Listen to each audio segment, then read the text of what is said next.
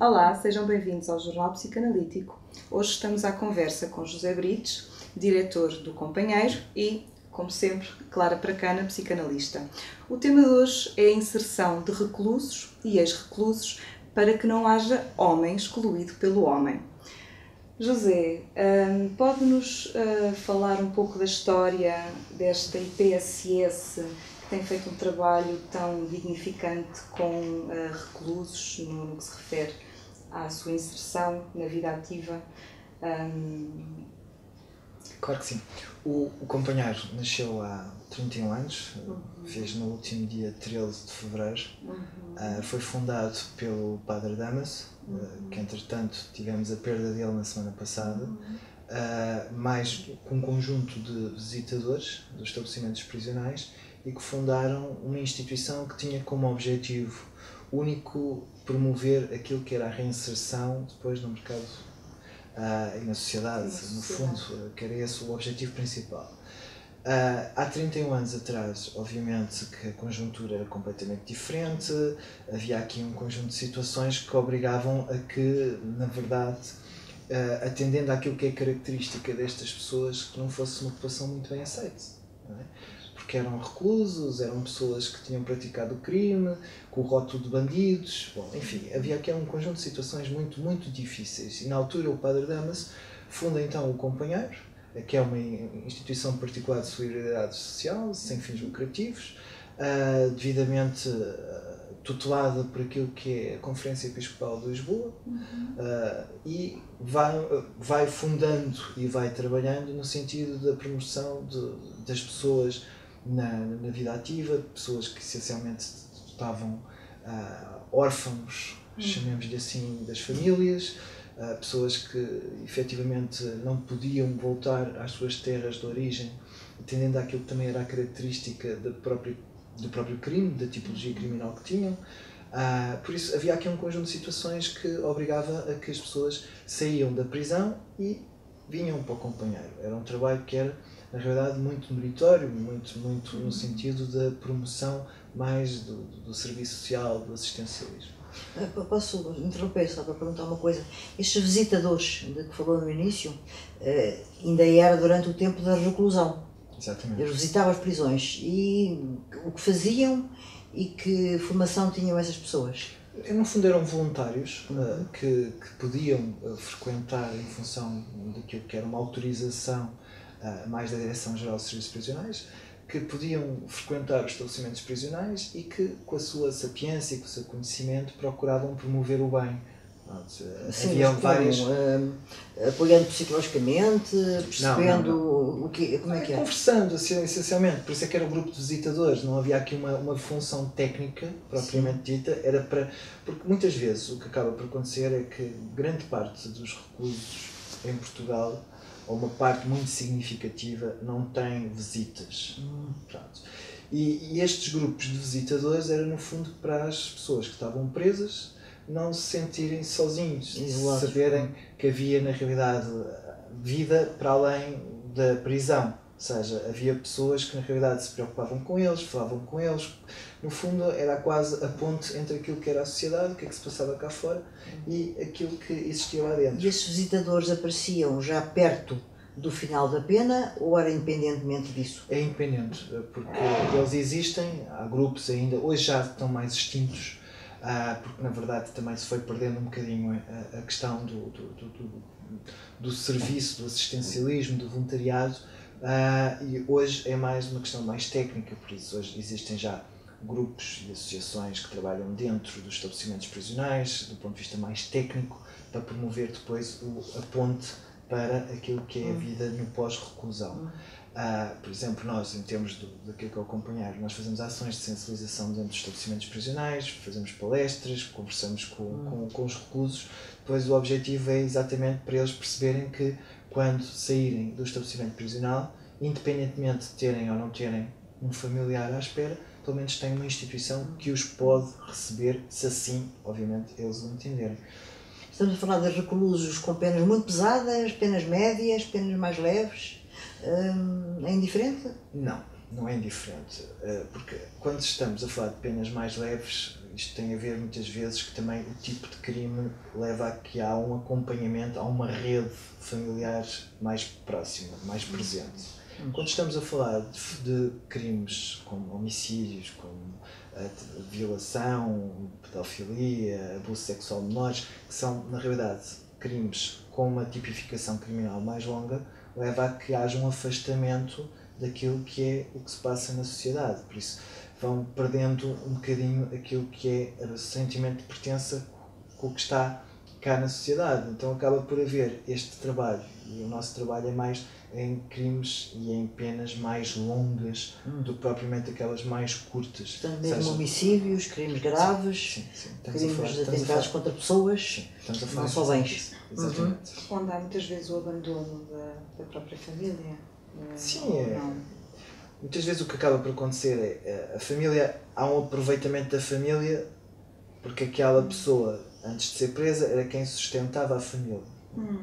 Ou seja, a partir do momento em que esta pessoa deixa de ser uma mais-valia para a família, muitas destas pessoas são abandonadas. Ou seja, são ali encaixotadas, não é? Que no fundo é esse o objetivo, e depois ficam sem qualquer tipo de afeto, de rede que possamos, na verdade... Já agora, José, pode-nos falar um bocadinho da realidade, não sei se é possível ou não, se pode falar aqui, da realidade que se passa dentro das prisões. Algumas, não é? Eu posso, em termos gerais, não é, obviamente, porque agora esta semana saía o relatório da tortura, não é? E que foi muito falado, foi muito discutido nos órgãos de comunicação social. É evidente, todos nós sabemos que o estar preso, o estar num sistema fechado é algo que nos perturba a todos, não é? Do ponto de vista daquilo que é o nosso desenvolvimento do ponto de vista mental, não é? Aquilo que é a saúde mental acaba por se perder. Aliás, eu tenho uma história muito, muito interessante de um dos nossos pessoas que esteve durante muitos anos connosco em termos daquilo que era a nossa residência e que só este ano é que saiu por questões de saúde, porque ele dizia que quando foi preso começou uma viagem que só acabou quando foi libertado. Ou seja, a forma de ele poder, na realidade, mentalmente viver dentro de um estabelecimento prisional, teve que encontrar estratégias para poder, eventualmente, sobreviver àquilo que é, obviamente, muito, muito punitivo, muito castrador, que é muito condensado do ponto de vista da agressão, é muito frequente isso acontecer. Por isso, quando nós falamos hoje dos estabelecimentos prisionais, dos 49 estabelecimentos prisionais que existem em território nacional, cerca de 13 mil reclusos que nós temos, é evidente que não são condições ótimas, nada disso, longe disso, mas no fundo, se nós fizermos o paralelismo com aquilo que era uma década atrás, estamos muito mais aptos para aquilo que é o estar encarcerado. Agora, nós temos é que ter a ideia também que quando nós, do ponto de vista, e o companheiro principal de trabalho, quando nós dizemos para que não haja homem escolhido pelo homem, o nosso trabalho essencial é no pós-reclusão, porque dentro daquilo que é a prisão há mecanismos, há entidades, há uma direção geral que, na realidade, coordena toda aquilo que são os 49 estabelecimentos prisionais.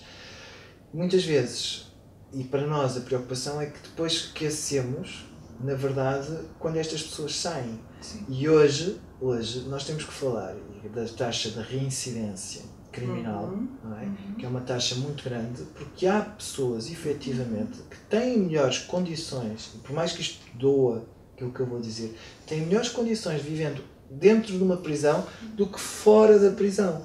E por isso é muito frequente nós, quando estamos a falar com os reclusos, eles dizem muitas vezes, mas eu vou lá para fora fazer o quê? Seja, sem eu não suporte, tenho... sem estrutura, sem casas, sem nada. Porque muitos deles viviam em barracas antes de serem detidos, depois são presos, depois perderam, depois viviam com famílias completamente estruturadas, com agregados muito grandes. Quer dizer, às tantas, eles próprios sentem que dentro da própria prisão estabelecem relações de afetividade, estabelecem vínculos e que, no fundo, por mais duro que isto possa ser, e que pareça ser, eles acabam por dizer, mas eu ali sinto-me em casa, eu ali tenho uma função, eu ali sou respeitado. Depois chegam cá fora, o que é que acaba por acontecer? Tem uma etiqueta, tem um rótulo, tem um currículo associado àquilo que é o registro criminal, não é? E que muitas vezes estão impedidos, na verdade, de fazer uma série de coisas. Eu dou-vos um exemplo que é caricato e é uma coisa que nos aconteceu, porque dentro daquilo que é a reinserção, o companheiro promove essencialmente aquilo que é uma atividade ocupacional. Ou seja, os indivíduos não vêm para o companheiro para estarem ali, olharem para o dia de ontem e para estarem ali em processos de grupos. Estão a trabalhar também. Trabalho, essencialmente trabalho. E nós tivemos uma obra que fizemos quando foi a ampliação do aeroporto, da pista do aeroporto.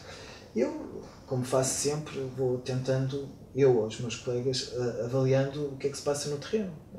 Houve um dia que eu fui ao aeroporto para ver como é que estava a correr, como é que eles estavam integrados. Então vi um grupo de pessoas, para lá fora havia uma rede, um grupo de pessoas num lado e outro grupo de pessoas dentro do aeroporto. Então, o grupo de pessoas que estava fora da rede eram quem? Eram os colaboradores do companheiro. Porquê? Porque na legislação, quem tinha registro criminal não podia estar numa área, numa propriedade protegida, que é a zona do aeroporto, sob o risco de serem eventualmente detidos porque estavam em liberdade condicional. Por isso, isto é tudo tão, às vezes, tão ridículo, que nós muitas vezes nos confrontamos com isto. E isto é, uma vez, toxicodependente a vida inteira. E aqui eu faço o paralelismo aqui para o recluso, que é, uma vez recluso, parece que tem que ser um estigma inteira. Um estigma, não é? Então, e que valências é que tem o companheiro? Portanto, que serviços é que tem? Falou há pouco de um espaço que é uma casa, não Sim. é? Onde uma residência. Uma residência. Que valências é que tem o companheiro? Nós temos, quando há 31 anos o padre fundou o companheiro, a primeira questão foi, obviamente, então temos que dar cama, temos que dar guarida a estas pessoas. Ok, e foi fundado, nós estamos ali sediados junto ao Hospital da Luz, uns pavilhões pré-fabricados, aquilo parece um estaleiro de obra. Ao que tudo indica, este ano já vamos conseguir... Mas a residência é aí? É aí, a residência é aí. Temos uma residência para 22 homens, que neste momento temos uma lotação de 100%, por isso está perfeitamente ocupada. Temos já pessoas programadas para 2019 e alguns para 2020, que é na realidade muito interessante. Além disso, temos 2 camas sempre protocoladas com o Ministério da Justiça, que é para as saídas jurisdicionais, vulgo precárias. Ou seja, as pessoas, quando na realidade cumprem dentro da prisão, cumprem e são, na verdade, pessoas que estão integradas, é possível, a lei permite que estas pessoas durante 48 horas possam sair, passado um determinado tempo de pena. E em função daquilo que é a pena, isto agora aqui não preciso estar a explicar, chama-se saídas jurisdicionais. Nós temos 2 camas protocoladas exatamente para isso. Por exemplo, imaginemos, é um indivíduo que está detido que é da ilha, dos Açores ou da Madeira, em 48 horas os custos que estavam associados de viagens de avião não é possível. Por isso, para o diretor do estabelecimento prisional ou para o próprio juiz poder eventualmente aceitar esta saída jurisdicional, tem que haver uma morada. Não tendo família, o companheiro recebe estas pessoas. É a única entidade, ou das poucas entidades neste momento, que existem que recebem estas pessoas. Então nós vamos recebendo, nós temos âmbito nacional, por isso nós trabalhamos com todos os 49 estabelecimentos prisionais de Portugal, em que as pessoas chegam à nossa residência e que nós começamos a trabalhar o processo de inserção. E o que é este processo de inserção? Então, aquilo que nós temos como sendo a mais-valia, que é a atividade ocupacional, que é as pessoas poderem trabalhar, e isto nós fazemos, obviamente, com o know-how que já temos e protocolos que estabelecemos com as entidades públicas e com empresas privadas, que é para quando estas pessoas saem, estas pessoas serem enquadradas, receberem no final do mês aquilo que têm direito, a sua bolsa, e poderem começar a organizar-se do ponto de vista financeiro, do ponto de vista pessoal, do ponto de vista social, no fundo para perceberem que na realidade podem viver sem ser praticando o desvio, praticando o crime. Por isso... Qual é a duração média nessa casa-abrigo, não é? A duração média de estadia? Em 2017 não chegou a 1 ano. Estamos a falar de 340 dias, sensivelmente. Por isso, em média... Até conseguirem, portanto... Sim. E as mulheres, no meio, porque isso é só de homens, e as mulheres, por onde é que elas vão? Mulheres é diferente. As mulheres em Portugal, essa pergunta é sempre uma pergunta frequente. Nós, felizmente, as mulheres têm outro tipo de apoio, outro tipo de rede que lhes permite, na verdade, ter... A rede social, familiar. Sim. É isso que Para já estamos a falar de uma percentagem muito reduzida de reclusos. Não é? Não há muita prática de crime em Portugal do ponto de vista feminino. Comparativamente, as mulheres... Estamos a falar de 5, 6%. Ok. Em 13.000, 5, 6% é um número muito reduzido. Aliás, nós temos em Portugal 3 estabelecimentos prisionais para mulheres. Temos o de Odmira, temos daqui de Tires, que é misto, e de Santa Cruz do Bispo. Por isso, a vertente feminina. Por isso, estamos a falar de algo reduzido. As mulheres têm, obviamente, um outro tipo de apoio, um outro tipo de suporte. E reencontram as famílias, é isso? Sim, e mesmo tem efetivamente, a própria sociedade encara de uma forma muito mais integradora e é muito mais benévola para com as mulheres, com os homens. Sim. Aliás, a grande parte dos crimes que acontece, tirando excepcionalmente situações muito mais agressivas, a maior parte tem a ver com crimes relacionados com a droga. Que é mais quase até do ponto de vista do transporte. Que é mais associado àquilo que é o crime feminino. Não quer dizer que não exista, não é? Mas é uma coisa que, do ponto de vista da integração, é muito mais frequente.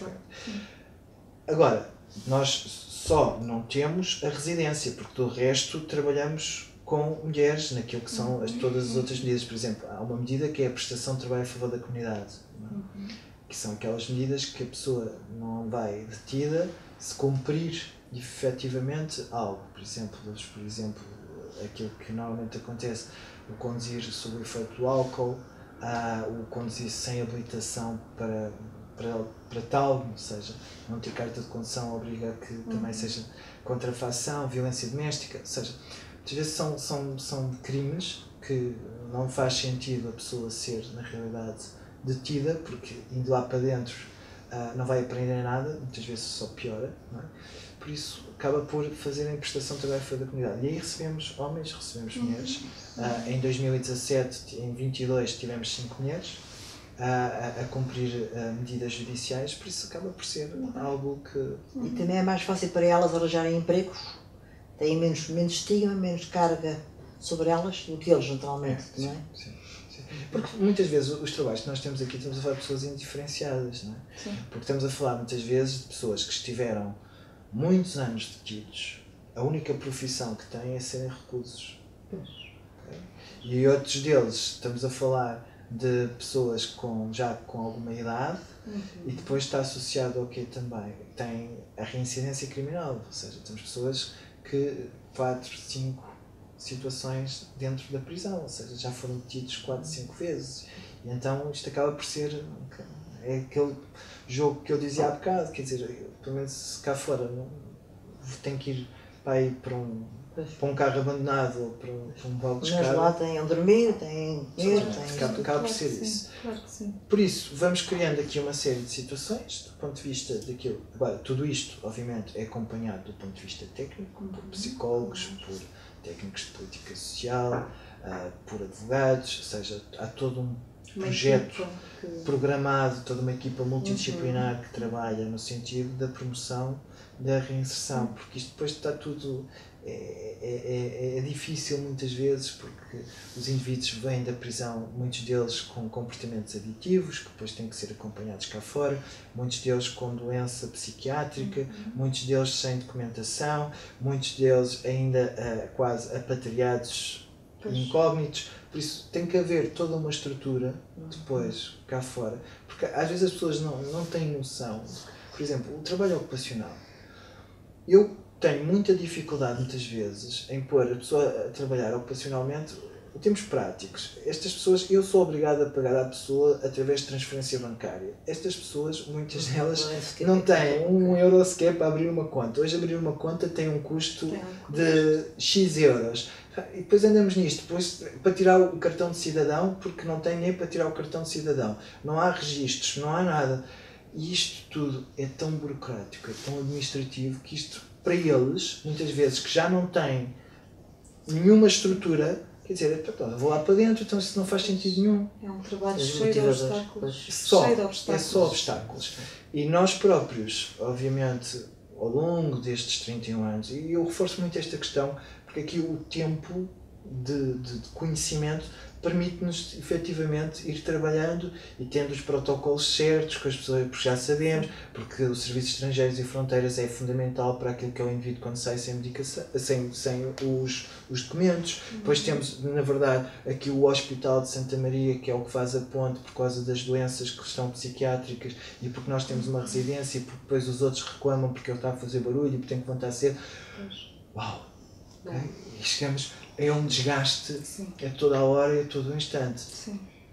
Paralelamente, obviamente, vamos fazendo o quê? Vamos fazendo outro tipo de exercícios com estas pessoas, sempre, e este é que é, eu gostava que esta ideia ficasse presente, que é o quê? O treino de competências. Okay? Ou seja, nós temos a obrigação de tornar estas pessoas diferentes, melhores pessoas. Depois elas é que fazem a opção delas. Okay? Claro. Agora, nós ensinamos a pessoa a inserir-se naquilo que é a atividade ocupacional. Damos-lhe um trabalho, damos na realidade uma habitação, damos na realidade um conjunto de ferramentas para que a pessoa consiga inserir-se. Se consegue, se não consegue. Felizmente, nós vamos tendo o resultado das pessoas que saíram e aqueles 340 dias que eles iam passado, finalmente foi para pessoas que conseguiram alugar um quarto ou que voltaram para as famílias, ou seja, que foi um trabalho muito, muito árduo e que vão, na verdade, conseguindo inserir-se. O ano passado também foi um ano um bocadinho atípico, porque houve eleições, não é? E houve muitos postos de trabalho a abrir, por isso eles conseguiram inserir-se trabalho, por isso foi uma coisa muito positiva. Eu espero que, efetivamente, ao longo dos anos, porque já se foram muitos milhares de pessoas que passaram por ali, foram, na verdade, enquadrados naquilo que era a sua inserção na sociedade, que é fundamental para aquilo que ela está. Bom, estamos mesmo no fim deste... Temos aqui uma série de livros interessantes. Temos uma série de livros interessantes, sim. Este livro é um livro, portanto, do José Brites, Psicopatia e Linguagem. De que é que trata essencialmente este livro? Isso é um livro maravilhoso.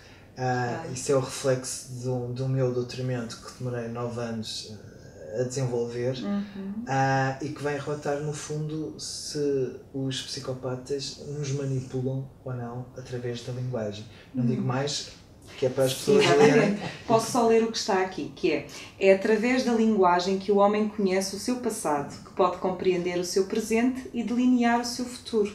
No fundo, isto deixa-nos com bastante curiosidade para avançar aqui na leitura do seu livro, José.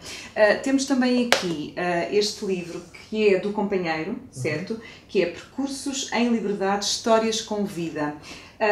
Fala-nos lá deste livro, José. Esse livro foi um livro que nós construímos, foi no nosso 26º aniversário. São histórias relatadas na primeira pessoa pelos meus técnicos. Dentro daquilo que é a sua diversa área de saber, aquilo que eu lhes pedi foi: arranjem um caso de um dos as pessoas que acompanhem e traduzam-no numa história. E assim foi. São 26 histórias, correspondendo aos 26 anos de vida que tínhamos na altura. 24 homens, 2 mulheres, umas mais felizes, outras menos felizes, porque também temos histórias que não têm um final feliz. Pois. Ok. E os outros livros? São mais livros base, referência, não é? Livros... Para este tipo de trabalho.